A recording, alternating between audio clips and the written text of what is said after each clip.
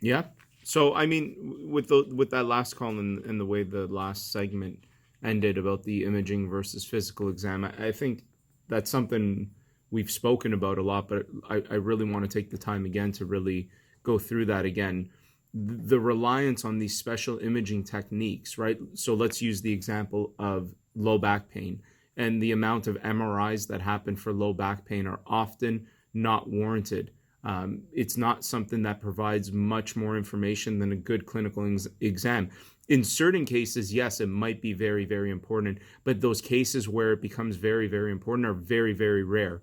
And low back pain is something that, 80% of the population has. So 80% of the population does not need an MRI for their low back pain. Out of that 80%, there's probably 1 or 2% of those people who are dealing with something more than just mechanical back pain, and those people will likely need an MRI. So the reliance on this type of imaging, and this is again the going back to the primary healthcare provider being inundated, not necessarily knowing the best approach and the latest things in that, because they're not just dealing with one realm, they're dealing with everything. But it also falls back on the patient, where patients will come in and say, this is what I need. I need to go for an MRI. I have low back pain. It just started last week. I want to get an MRI.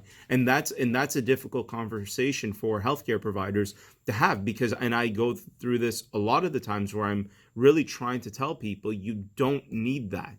And that's an important thing, especially in a public system where we're just wasting money on these things that are not needed. And there's a lot of efforts happening right now in the OHIP system to diminish this type of waste, especially for, say, something like MRIs for low back pain. It is not something that provides much more information. You would be better served by seeing someone who would give you a proper, thorough history and thorough physical exam in terms of figuring out your problem, than someone who just sees you, hears that you have low back pain, and sends you for an MRI, because MRIs come back with a lot of things, because we all have some level of abnormality. And even if it's not abnormal, the things that you read on an MRI all sound very scary. And so the problem becomes is deciphering what is clinically significant and what is not clinically significant. And so this reliance on just imaging is not a good thing. And I encourage, this is mainly a show for the public, for the patients.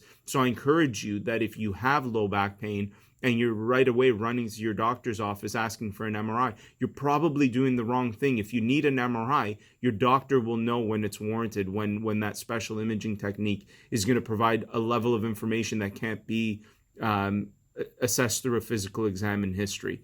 And so this is an important thing, and that waste in the system is huge, and we need to do a better job both on the healthcare professional side and on the patient side to stop this reliance on these types of techniques that don't provide the information that we'll need, or at the very least the information that's needed to get people better.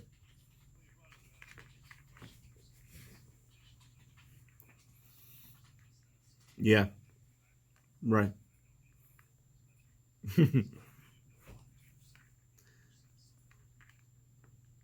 Huh. Sure.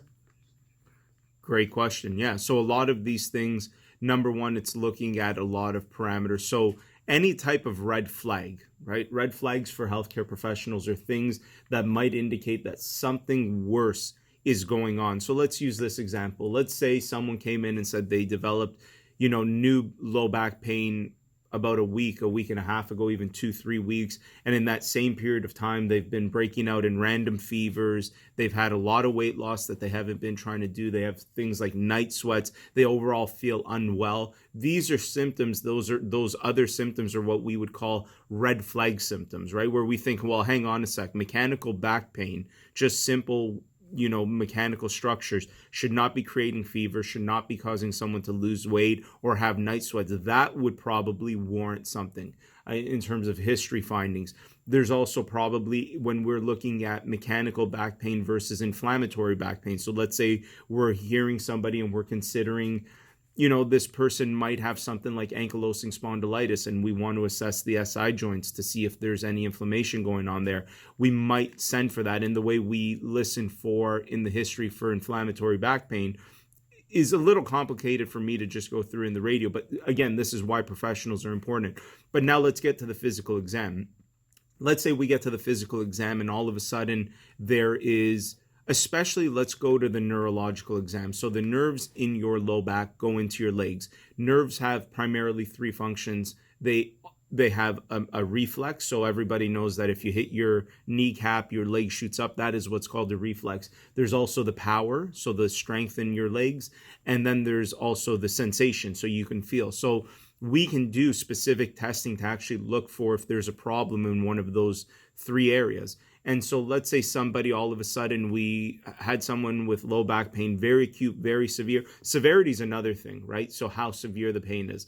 Let's say we had somebody who had a week ago or 2 weeks ago, same scenario, very severe back pain from doing something. All of a sudden, we're looking at them and we're objectively testing that neurological exam, and we see that a reflex is diminished on one side. There's loss of power and loss of sensation. That tells us that the nerve is likely implicated. That would likely warrant an MRI. So this is why the history, where we can talk to someone and do our detective work. And then finally, when we get into the physical exam, we have special tests that will tell us when there's something more important going on than just simply mechanical pain. And so, again, it's a great question, because out of that 80% of the population, that 1 or 2 that really does need it is not something that you're going to figure out on your own. That's where a good healthcare professional is going to be the one that figures that out and points you in the right direction.